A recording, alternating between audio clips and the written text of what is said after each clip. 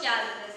Şimdi Peyzaj dönüşümü, Londra'nın Doğu sonu ve 2012 Olimpiyat Oyunları mirası başlığında çerçeve sunuşunu yapmak üzere Sayın Nigel THOURNE sizi kürsüye davet ediyorum.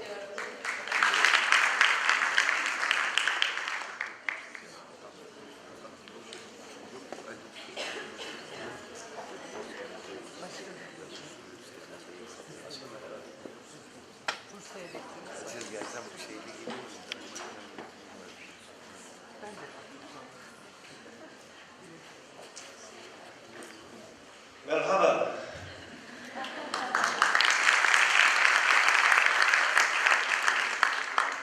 Unfortunately, that is the extent of my Turkish.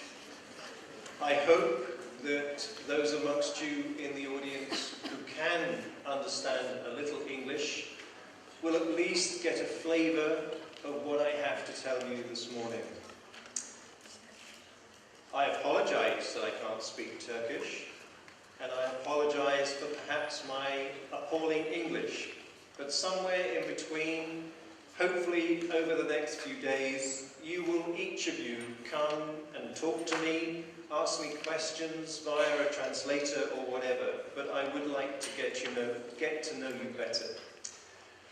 It's a real privilege and an honour for me to be here today, and I thank the organisers, I thank Mustafa and Gaia, who have welcomed me so warmly here in Turkey. The last time I was in Turkey was nearly 25 years ago, and the thing I remember about being here in Turkey is the warmth, the kindness and the friendliness of you, the Turkish population. I congratulate all of the award winners this morning. It is fantastic to see so many young people here in the audience. You are the future of our profession. For the last 30 years, well actually more than 30 years, I have been fighting for this profession, both the perception in terms of how the public view us, in terms of how the politicians view us, but also in terms of how other professionals view us.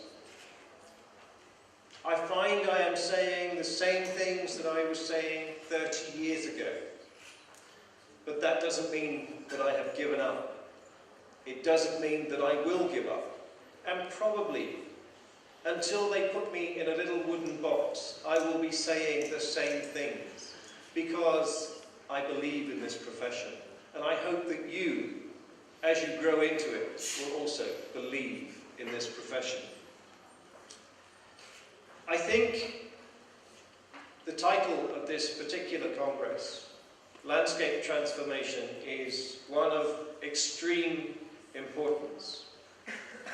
Landscape transformation in terms of change. The one thing we know about all of our lives is that change is inevitable. We as landscape architects recognize that the landscape of politics, the landscape of cultures, the landscape of socio-economics is an inevitable change. But what we also recognize, fundamentally, that landscape is about people. And people, even politicians, believe it or not, are people.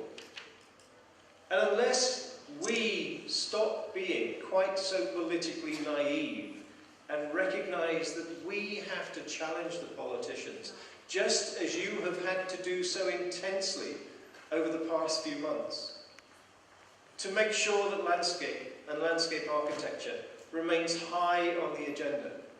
It is of vital importance that you don't give up. I think the statement on the screen says it all. We in the built environment professions constantly talk about sustainability. I'm never quite sure what sustainability means to anybody. But one thing I am sure is that quite often we forget that our planet is a finite resource. And unless we as landscape architects can begin to educate the politicians, those in control, those in charge, the developers, but also people, then actually we will be wasting our resource, and we cannot talk about true sustainability unless we give deeper thought to what it is we're doing. And just a few pictures to remind us. Areas that we once thought would be there forever, towns, cities, villages, that were built probably with a great deal more respect to the context, the landscape context in which they were set, were once thought to be there forever. But if you look in the background, on the horizon of this particular village, what you will see is what is thought to be the new civilization, the new arena of sustainability. But of course, unless we respect it, then Mother Nature will soon take over once again. And hence, whatever it is we're designing for today, we need to recognize that landscape transformation, change, there is a dynamic to everything that we're involved with. And quite incredibly, no matter what we do to it, the elements of landscape are able to survive. And I'm never quite sure how that happens, because certainly if we had planted these trees in the positions that we now find them, the likelihood is they would not have survived. But so much that Mother Nature controls continues to exist in adversity, fighting against what we, in mankind, tend to do to it. But actually, it is quite a resilient structure in its own right. Whenever I go on holiday with my family, I am constantly criticised because instead of taking the family photographs of us sitting by a beach or in a restaurant or enjoying ourselves, I spend my time taking pictures and photographs of errors that we as landscape designers create in absolutely every place I've ever been to around the world. Yes, of course, when you've finished your design, it looks beautiful on a piece of paper or on that computer screen. The graphic that you've managed to create, outstanding, award-winning, come what may. How many of you actually consider what that design will look like? Maybe in 5 years, maybe in 10 years. But what about 50 years? What about 100 years? My alleged area of expertise is in landscape management. Many of you may not even have heard of landscape management. But that is all about making sure that whatever is designed today has a future, can be managed and maintained, such that the original concept perhaps can be recreated, changed over time, allow for that dynamism that will make it appropriate to whatever future the landscape may hold for that particular arena. And of course, we do have alternatives. Art and the landscape is a fantastic feature. But I will again remind you all that it's not the solution. It is but a temporary thing. We have to contextualize everything that we will be doing to ensure it does have a future, to ensure it has a benefit.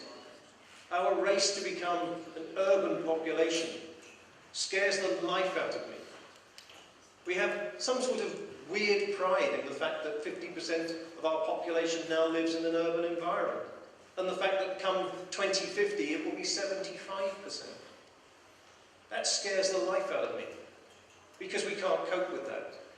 We need to start reviewing how we can reinvest in our rural environments to encourage people and communities to remain there and to appreciate what it is they have, such that it's worthwhile. So I'd like to give you a flavour of a particular project that I think merits a great deal of attention. And it's not just because I come from London, it's not just because I'm British, that I have chosen the Olympic Park. It's because, in my experience in travelling around the world, and I have been to many countries across the globe, talking and promoting this profession of landscape architecture. But this is one of the very few projects that I have been involved with, that I have experience of and hands-on knowledge of, that shows to me that at last we're beginning to understand what we need to engage with in terms of a holistic approach, a comprehensive understanding of what landscape architecture truly is, and how we can build in this key element of dynamic change, allowing for change, acknowledging that change is necessary in order to create something that people might be proud of. The Olympic Park you see here on the screen is purely about 105 hectares, 250 acres of land. It is but a minuscule part of an absolutely enormous development program that is underway in the Thames Gateway area, coming from East Anglia right across through the heart of London and across to northern Kent in the UK. So this was but a tiny experiment, a very important experiment of course, but a tiny experiment in how perhaps we could revitalise, completely change the whole process of landscape transformation to make it a much more permanent, a much more important, and a much more valued and valid approach to our work. This was an area of London to the East End, a wide, diverse cultural population, incredibly poor, derelict, run down, fairly horrendous place to be when you consider everything in and around. The top picture was approximately 2.5 hectares of unused old refrigerators, polluting the waters nearby, polluting the ground. It was a completely run-down, hideous place. There was no vibrancy in the area, and hence, when London bid for the 2012 Olympics, we had to completely rethink how we might win that bid. And the main reason we won the bid was because we were prepared to acknowledge that, yes, of course, the Olympics for those 2 weeks in the summer and the Paralympics for the 10 days in the early autumn, they were of great importance. But of much more significance, of much greater importance, was what came afterwards. What was it that this whole investment program was going to bring to this rundown area of London that could be there actually forever? It was in desperate need of transformation, in desperate need of investment. And so the bid showed quite clearly, yes, of course, we could perform for the Olympic period. But much more important, what were we going to do for the people of East London to create a legacy? If you listen to most of the people around the UK, they talk of a legacy in terms of sport, a natural understanding that what the Olympics would bring would be a reference to sport. Of course it would. But actually, the sport was but a minor part of it. Yes, sport, because it fits into the health agenda, because it fits into the education agenda, was high up on the politicians' list. But this legacy wasn't about sport alone. There were 10 key policy areas. And I hope that you will recognise, when I briefly explain what these 10 key areas are, that you wouldn't automatically recognise them as something that you as a landscape architect might necessarily consider when you sit down in front of your design board, your computer screen, to design whatever landscape it is you're involved with. The first key area was archaeology. Quite often, when a development takes place, we completely forget, we completely ignore the history, the culture, the socio-economics, the people, the communities, and what the landscape is telling us about this particular area. And so for 5 years, before anything else happened on site, a wide variety of studies to understand the history of the area, how it had become what it had become, with a hope that if you better understand how it had got there, and how people were so disappointed with where they'd got to, that in the future, you could build in something that maybe not allow that to happen. And again, I'm not saying that this area is perfect. It isn't. There are many, many more things that need to be done. But this is a huge learning curve. If you don't start somewhere, you will never, ever get to the point of understanding what it is you're trying to achieve. So it was about the cultural history, understanding the various diverse cultures that lived in the area. What do those communities represent? Where have they come from? How have they been built up?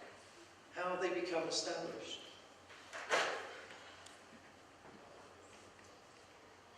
Design and engineering innovation. And quite often when we talk about sustainability, we talk about purely technological terms, about the elements of a building that might make it allegedly sustainable, how it uses energy, how it saves energy, etc., etc. But this was much more about whatever we brought onto this site, anything that was not going to be there for the future. So there were a number of buildings, yes, they would be there, hopefully forever. But many of them were temporarily constructed purely for the Olympics. What were we going to do with them afterwards? And so the design had to incorporate the ability not only to construct the building, but to deconstruct it, to be able to use it again somewhere else. So there were facilities on this site, the basketball arena, the 2 wings and stanchions that expanded the capacity of the aquatic centre, the water polo site, all had to be taken down after the Olympics were finished. But those arenas, those stadia, are now going to be used elsewhere, up in Glasgow for next year's Commonwealth Games. A whole process of design that had never been considered before, because generally, if it's temporary, it's temporary. You take it down, you throw it away. That wasn't allowed. That was a fundamental principle of what we had to do.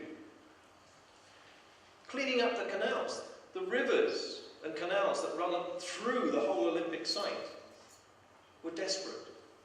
Ecologically, they were dead. They weren't used.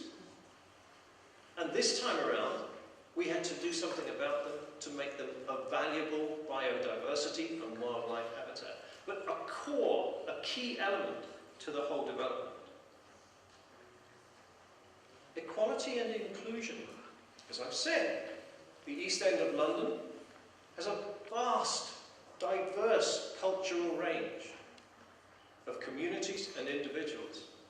This project was about making sure that each and every one of them could have their say in what their expectations of this particular area of London were to be for the future.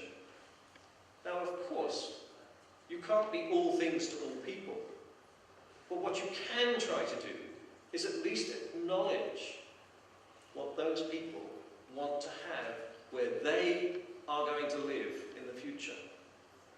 And so it was about including them in the workforce.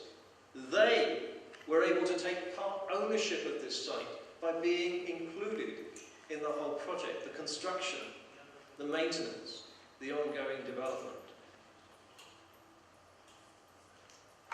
health and safety. Quite often in the UK you will hear that health and safety issues have gone mad. Well, quite frankly, I don't suppose that any one of you gets up in the morning to come to college with the expectation that whatever it is you do here, you may obtain a fatal injury, you may die, you may be hurt in some way that lasts with you for the rest of your life. Nobody goes to work to be hurt. So this whole program of construction was about compiling a health and safety ethic that fundamentally understood that in the construction world, which is the most dangerous profession in the world, people could come to work and work in safety. There were fewer injuries throughout this whole intense program than there have ever been on a comparable production program anywhere else in the world. It was a phenomenal success in terms of health and safety. There was a full occupational health program for every worker on the site. Again, is that something you would ordinarily expect of your landscape design process? No. But it was a fundamental right considered by the legacy program. Master planning and spatial planning. There are 4 London boroughs that each have a say over areas within the Olympic Park. They all had to work together. They all had to focus. And there was no, oh well, maybe we will overrun by a week or so. The Olympics were going to start on that day in June, come what may. And therefore, this intensity of the health and safety program, the intensity of the planning process, had to focus for the very first time. There was no ifs or buts or maybes. It had to be ready. But equally, there was a limited budget. As you well know, as soon as we had won the Olympics, so the world fell apart globally in terms of finance and management. Suddenly, the UK government, having made this promise to create this wonderful opportunity for the world to come together to celebrate the Olympic Games, was undermined by the fact there was no financial backing.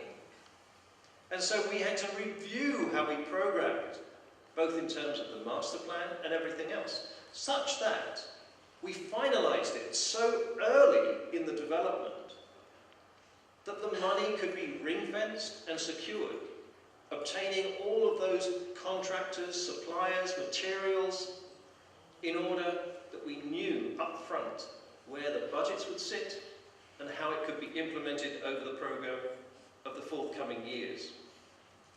And that involved a technological aspect in terms of purchasing and procurement, securing the professionals, their fees, securing the contractors, their fees. There were over 50 different construction programs going on this site in one go. Again, an intensity that needed careful planning, careful operations, careful consideration. It was a whole new direction for regeneration projects. I know that your government here in Turkey is considering vast amounts of regeneration in all of your cities across the country. And unless they start considering the implications of what they're about to do, respecting the landscape context in which they're about to do it, but equally respecting the people and the communities that they are about to hopefully engage with to make those developments work, then they will be failing in their whole program of regeneration and refurbishment. The project and program management had to be detailed to the finest elements, such that it could all come together. But again, information that could be recorded, assessed, monitored, restored, for all of the other developments that will take place in the Thames Gateway arena. So in terms of sustainability, I I talk more of a dynamism, allowing for change to happen, recognizing what that change might be, and accepting that as the change comes about, so you may have to revise your line of thinking. There has to be a backbone of resilience within your design. Something that says there is a core, key, fundamental thing that actually you need to preserve for the future. Look after it, ensure it works, and make sure that whatever changes happen, you don't lose sight of where you started from. There was, of course, the systems and technology that backs all of this up. Again, the recording of the information, the transference of that information, the passing it on to future generations of development programs of whatever scale, because this thing can go down to the smallest or up to the largest and be adapted accordingly. And transport. The one thing that the UK press got hold of at the very beginning, when we won the bid for the Olympics, was the fact that we would fail. It would be a nightmare. London would come to a standstill. We would never get it built in time. We were too incompetent. We just weren't able to match it up. Well, I think for any of you who saw the London Olympics last year, or whether any of you experienced it, you will see just what a success it was. But in terms of transport, this area of East London is now one of the best connected across the whole city. Rail, overground, underground, international rail linking to the continent. But the river transport proved to reflect on our history to the extent that what we used to use as a fundamental principle for getting in and around London was suddenly rejuvenated. We were able to construct the majority of the Olympic Park by using the waterways again, opening them up to their traditional form of use, the canals, such that that bulk material, those construction lorries, were taken from the roads, but back onto the river, directly to the site. Quite phenomenal in terms of a line of thinking, going back to what we used to use our traditional forms of transport for. Above all, this demanded professional collaboration. It talked about architects, engineers, landscape architects, quantity surveyors, politicians, local councillors, all having to work together. We needed to focus. We needed to respect each other, recognize what it was. This was not about 2 weeks. This was about even longer than a politician's term in office. This was about the future. The most fantastic thing about this whole project was that it was led by a landscape architect.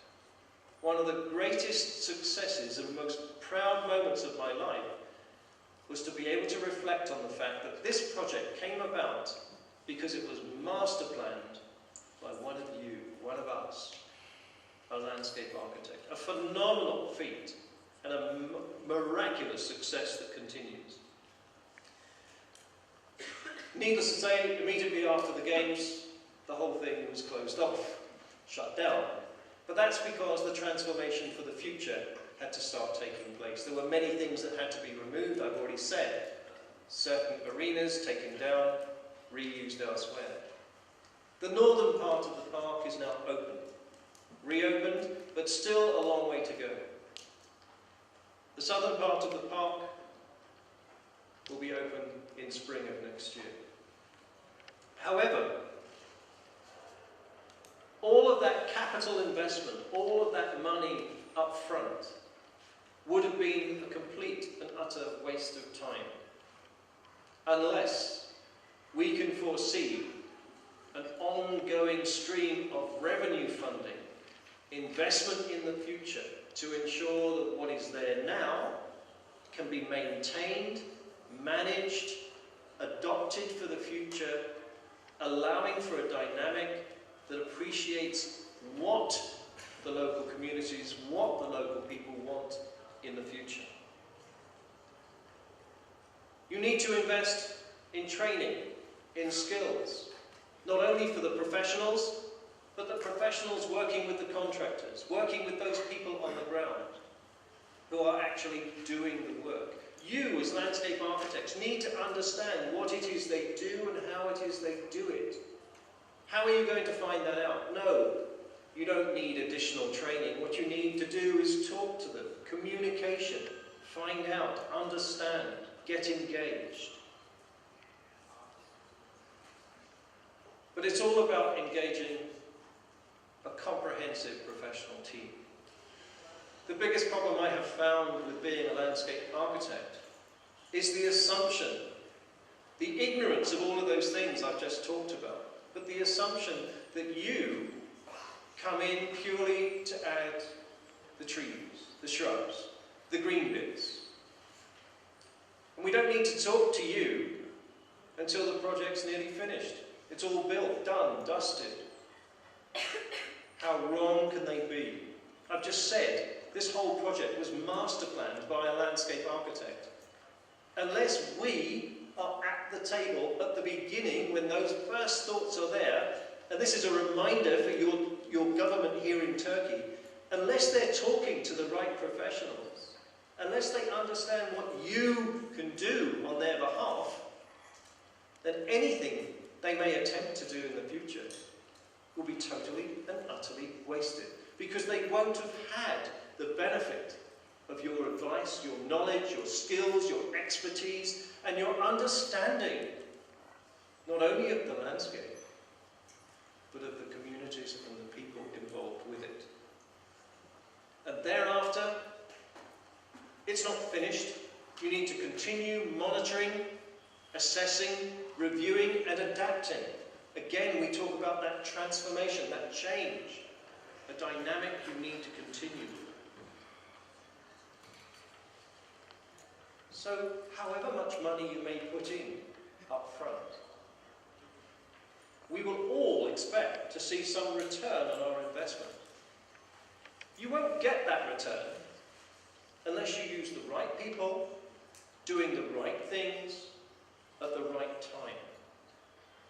There is so much expectation on the Olympic site in London. The jobs, the housing, the schools, the nurseries. But actually, this is not a development in isolation. This is a development with the core context of the park. This is the biggest construction of a park in London since the Victorian times. And all of the development will take place in that context. So it's not about adding the park as a nice little extra at the end. It's about making the park the context within which all that development takes place. I've given you a very brief, a very short synopsis of the whole programme. I hope it's vaguely interesting. If you have questions, I'm happy to answer them. Thank you once again for inviting me. I hope you've enjoyed it.